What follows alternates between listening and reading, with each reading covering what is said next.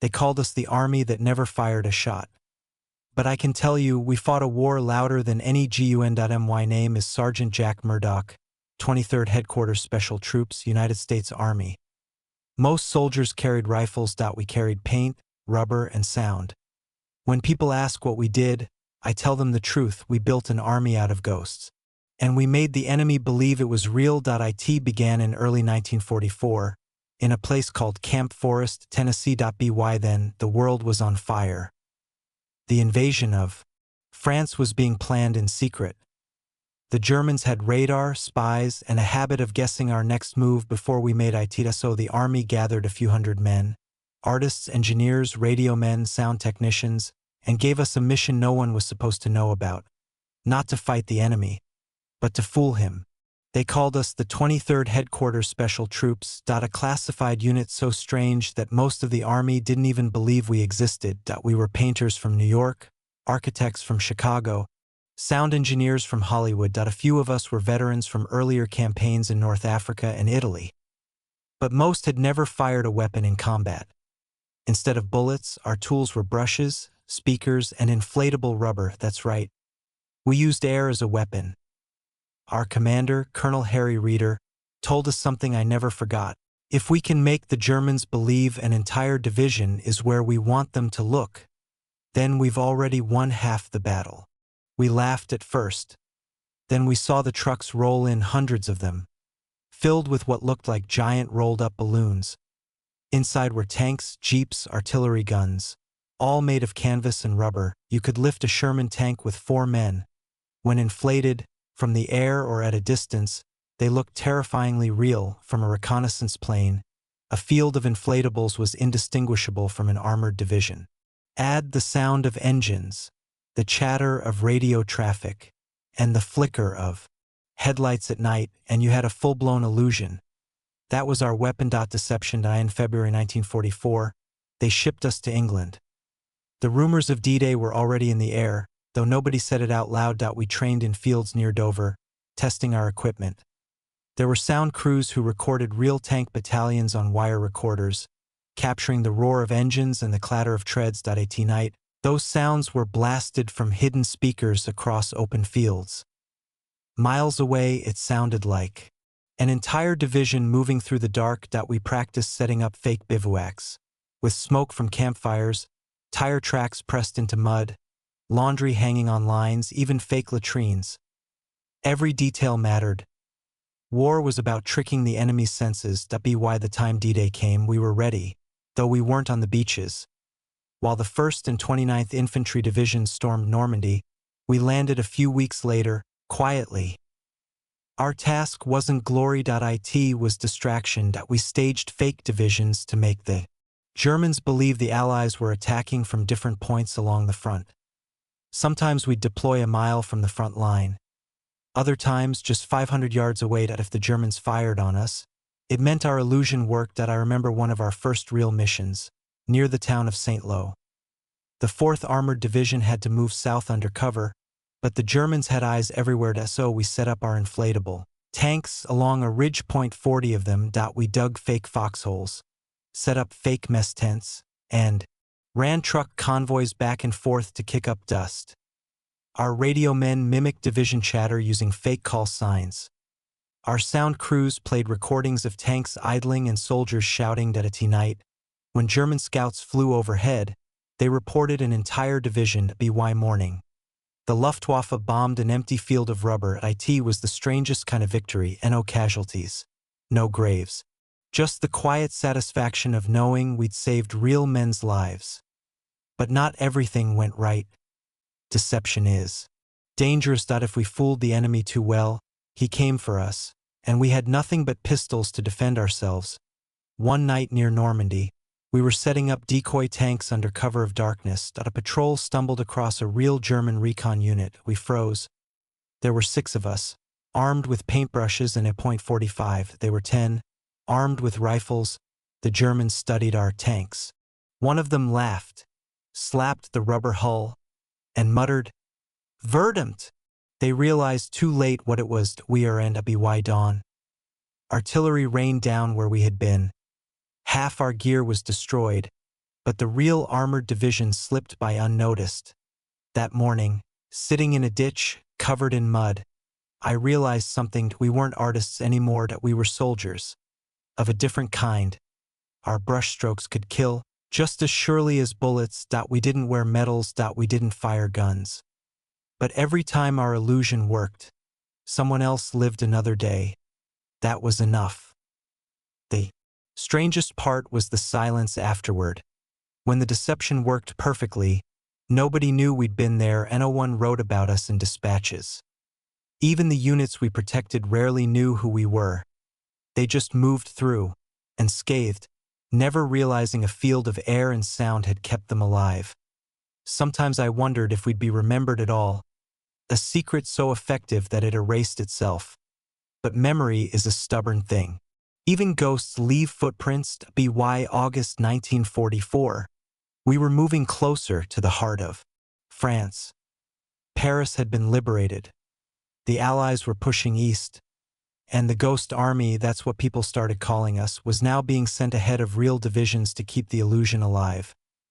Every mission grew riskier. We'd set up decoys under fire. The enemy was learning, adapting, trying to see through our tricks. But we kept going, because every deception that worked meant another life saved, another day closer to ending the war. And for a bunch of painters and sound men, that was all the purpose we needed. We didn't know it yet, but our greatest test, and our most dangerous illusion, was still to come. A mission so large that if it failed, thousands would die. It would happen near a place called Metz. And for once, we wouldn't be playing pretend from a safe distance. We'd be right on the front line. But that was only the beginning. We moved like a carnival of ghosts. Trucks creaked. Canvas tanks rolled behind tarps. We set up like stagehands, not soldiers. The fields of France became our theater. The audience, German scouts and pilots watching from the sky. Our teams were small and strange. Painters from New York, sound engineers from Hollywood, radio experts from New Jersey. Some men had designed billboards. Others had mixed sound for Broadway shows. Now, under the flag of the 23rd Headquarters Special Troops, they built an army that didn't exist. Our tools were compressors, wires, paint, and rubber. I belonged to the sound company. The 3,132nd Signal Service. We traveled with giant wire recorders and speakers mounted on trucks.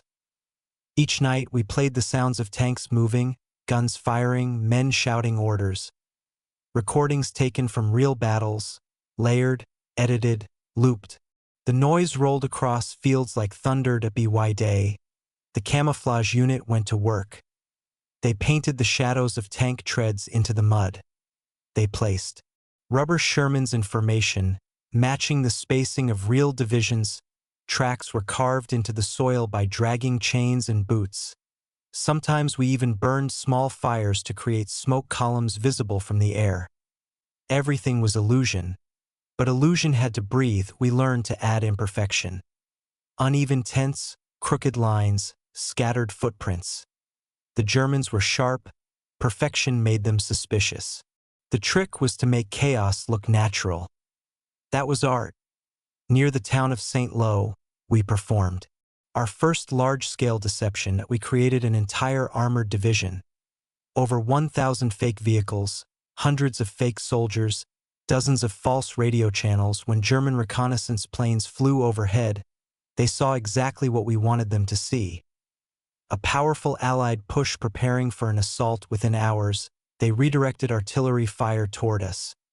The shells fell on air and rubber. We crouched in trenches, laughing and terrified at once. Every explosion meant the lie had worked. When the smoke cleared, the real 4th Armored Division had moved through a gap untouched. We had drawn the storm away. No one in that division ever knew we were there. That night, as we packed the deflated tanks into trucks, the fields reeked of burned rubber. We were dirty, exhausted, half-deaf from our own recordings. But we were alive. We had fought a battle of imagination. At one point, one of the men, Corporal Klein, said, "It's the strangest thing. We make noise, and people die somewhere else because they didn't find us." He wasn't wrong. Our victories were invisible, but they carried weight. By September, the Ghost Army had become a rumor in itself. Some officers joked we were magicians. Others called us the traveling circus. We traveled in convoys that looked like any other unit until nightfall, when the canvas beasts rose from their crates. Inflators hissed, compressors roared, and by dawn, an entire armored column stood where there had been nothing. From a distance, you could swear you saw sunlight glint off steel. That up close, it was just paint and air. But the illusion was good enough to fool the Luftwaffe, and that was all that mattered. Our sound crews worked through the night. We placed speakers in hedgerows, in barns, even on jeeps. Sometimes, we mixed in distant thunder to blend the illusion. We called it acoustic camouflage. The first time we heard our own work echoing across the valley, it felt eerie, like conjuring ghosts. A German scout once reported American armor massing near the river. In reality, there were 12 of us and a truckload of speakers. We celebrated with black coffee and a cigarette passed between four hands. That was our glory. But deception is a dangerous art that if the enemy ever realized what we were, we'd be slaughtered. Our pistols were small. Our courage had to be larger. At Metz, that danger came close. We were ordered to stage a fake buildup to distract German reserves from a real crossing farther north. We set up less than 2 miles from the front. The nights were cold, wet, and tense. Our canvas tanks sagged under rain. The air compressors froze. Mud sucked at our boots as we dragged decoy artillery into place. Every sound we made risked discovery. One night, while we were stringing wire for the loudspeakers, we heard voices in the dark. German patrol. They were close, too close. We dropped to the ground, breath steaming in the cold. A flashlight beam swept across the ditch. For a moment, I thought it was over. Then one of our sound men, a guy named Eddie, turned the speaker on. Full volume. Tank engines roared from the trees. The Germans froze, panicked, and ran. We laughed later, but I remember how my hands shook for hours. Fear and genius often work hand in hand. After that, we realized how fragile our success was. We weren't just faking divisions. We were faking death itself. Every time we tricked them, they bombed us. Every time they bombed us, someone might have died if we hadn't. Our illusions shielded real soldiers, but sometimes at a cost we couldn't see. That truth haunted us. Late one night, I sat by the fire with a sketchbook. I drew the outlines of a Sherman tank, then erased it halfway through. In its place, I drew a ghost, thin, transparent, drifting over a field. That's what we were. Ghosts protecting men of flesh and blood. We had no medals, no songs, no parades. When we moved, the army pretended we didn't exist. Our files were sealed, our missions erased from records. But that secrecy was our pride. Every unmarked grave that didn't need to be dug, that was our reward. Still, part of me wondered if we'd ever be remembered. Deception leaves no monuments, only silence. In late October 1944, the Germans began retreating across the Moselle River. We followed behind the real divisions, setting up one last massive illusion, a fake armored force to cover the Allied flank. The plan was daring, maybe insane. We'd operate almost within firing range. With no backup. We inflated our final canvas tanks. I remember the sound, that slow hiss like breathing. It was eerie, almost alive. I touched one and felt warmth from the sun still trapped in the rubber. For a second, I thought, if lies can save lives, maybe they're not lies at all. But that was a dangerous thought. War twists even truth into camouflage. And though we didn't know it yet, the winter ahead would test our ghosts like never before. Because soon the real storm would come, and this time, no deception could stop it. Winter came early that year. By November 1944, the ground in Lorraine was frozen solid, and the fields were a graveyard of mud and ice. Every step crunched. Every breath hung in the air like smoke. We were tired, hollow-eyed, and cold to the bone. Our unit, the Ghost Army, had just pulled off a major deception near Metz, convincing the Germans that a full U.S. division was assembling in the south. The real division had slipped north without a scratch. But the price was exhaustion. We had been awake for nearly 3 days, setting up, tearing down, moving, and setting up again. When we finally stopped, the silence felt heavier than the cold.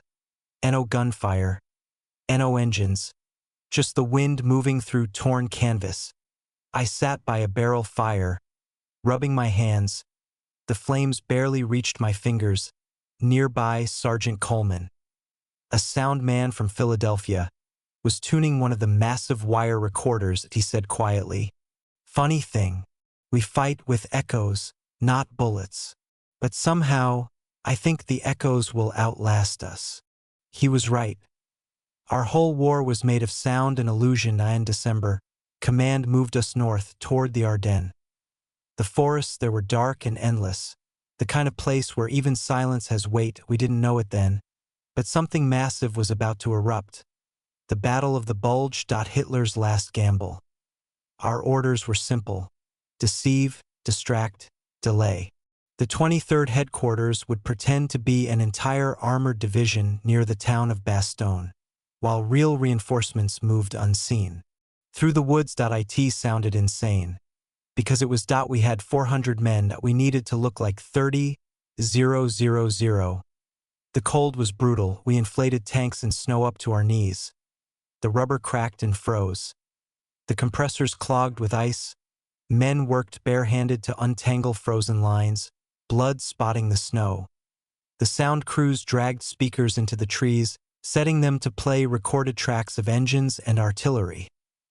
The recordings had been made during the summer in France. You could hear birds in the background. It didn't matter. At night, with the wind howling, the illusion still worked. The radio men faked entire conversations. Red Dog 3 to Blue 6, armor rolling east. Copy that. Tell the 406th to prepare for contact. It was theater, but theater that could kill or save. For a week, we played our part. The Germans believed we were a real division. Their artillery pounded our fake positions. Shells tore through canvas tanks, blasting air into the snow. It looked absurd. A battlefield of deflating ghosts. One shell landed close enough to flip one of our trucks. I dove into a ditch, heart hammering. When I looked up, I saw our painted tanks sagging and collapsing like dead giants. But the real miracle was this: they kept firing at us, not at Bastogne. And because of that, the 101st Airborne had time to dig in. We had become their shield of lies. On Christmas Eve, the sky cleared.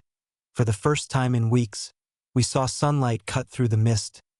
Snow glittered across the valley, and somewhere in the distance, a church bell rang. Private Lewis, a painter from Boston, took off his gloves and pulled out a small sketchbook. He drew the fake tanks half buried in snow, with smoke curling from our fires. He said, "Someday, they'll never believe this happened." I told him, "They're not supposed to." We both laughed, though it didn't sound joyful. We were ghosts protecting men we'd never meet. Then came the hardest night of all. A German patrol slipped through the forest. They found one of our decoy camps. It was only a few hundred yards away from our sleeping trucks. Shots rang out.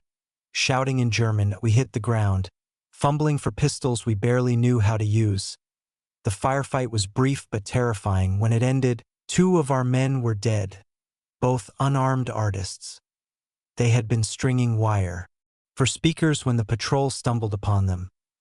The next morning, we buried them in the snow. No chaplain, no ceremony.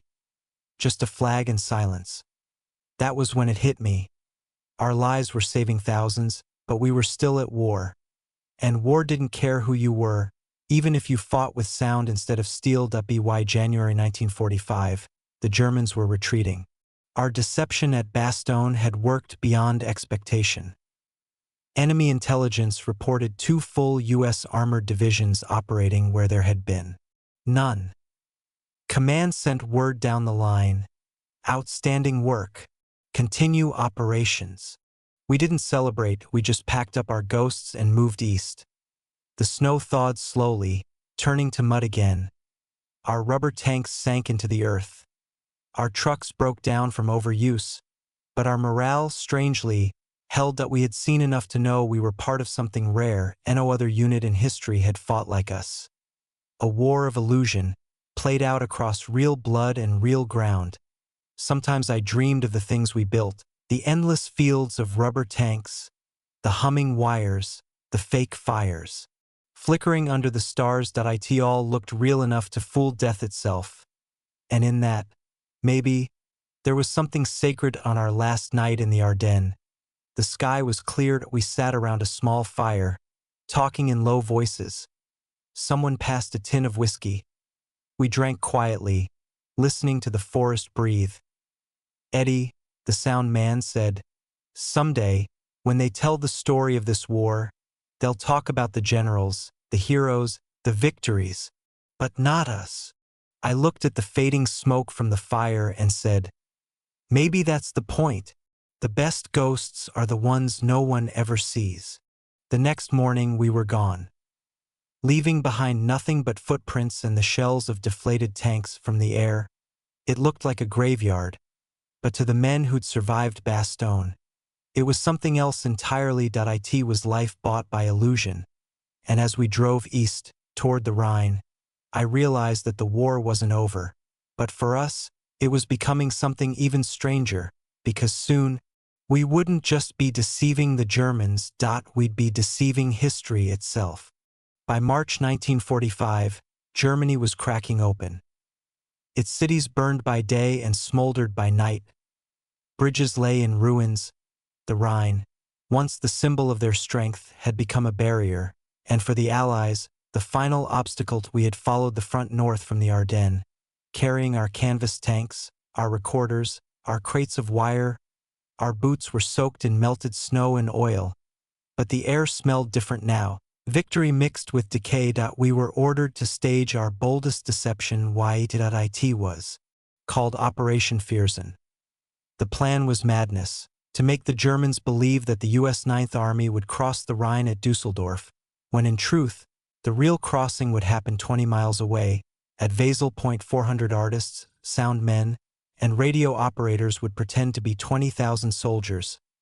Our ghosts would face an entire German corps. The first day, we rolled into an empty field near the town of Enrath.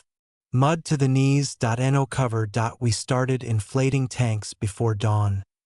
The rubber hissed and shivered in the cold, rising like monsters from the mist. Painters hurried to coat them with mud and oil stains. They even painted serial numbers, because German reconnaissance had that level of precision. The sound units set up their giant speakers. We dragged miles of cable through the fields. The engineers loaded real recordings of armor moving across gravel. When the playback started, the ground vibrated. From a distance, you could hear an army moving. Engines, tracks, shouted orders, even metallic clanks of tools. It was the heartbeat of a ghost.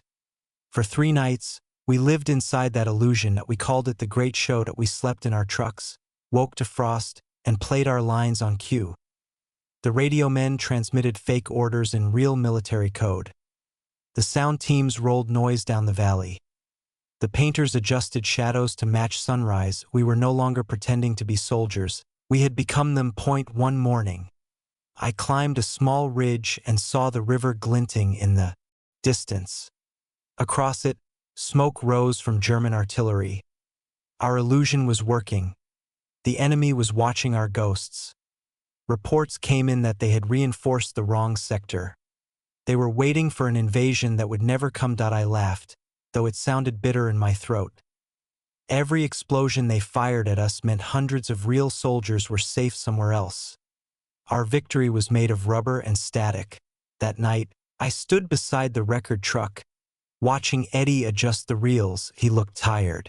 Older than his years. He said, "You know, sometimes I wonder if we're still part of reality, or if we've become part of the lie." I didn't know what to tell him, maybe both. Because by then, our lies were real. They shaped battles, moved divisions, and saved thousands of men. We were writing history in invisible ink. A few days later, we moved again, this time closer to the Rhine. We set up decoy bridges made of wood and tarps. They looked flimsy up close, but from the air, perfect. German bombers came screaming in and destroyed them again and again. Every bridge that burned meant the real engineers could finish theirs safely. Upriver. We cheered when the bombs fell on us. It was the strangest sound. Joy inside destruction. That was war for us. Every explosion meant the deception had worked. Then came the moment that will never leave me. At dawn on March 24th, we heard it. A deep, rolling thunder from the north. The real crossing at Wesel had begun. All night, paratroopers had jumped under the cover of our noise. The river glowed with artillery flashes. Our illusion had shielded their movement. It had bought them time. We had done our job. The Rhine, Hitler's pride, had been breached. When the sun rose, the German lines began to crumble. Columns of prisoners marched past us, dazed, starving, defeated. One of them, a boy no older than 16, stared at our fake tanks and whispered, "Panzer, Americanish." He didn't understand. He didn't know they were rubber. Maybe it was better that way. A few days later, our unit drove through a German village that had surrendered without a fight. White flags hung from windows. The air smelled of ashes and soap. A woman handed us loaves of bread. She didn't know who we were, only that we weren't here to kill, and maybe, for once, that was enough. That evening, we stopped beside the riverbank. The water was black and silent. The bridge to Wesel stood intact now, crowded, with real soldiers and tanks rolling east. I leaned against a deflated Sherman.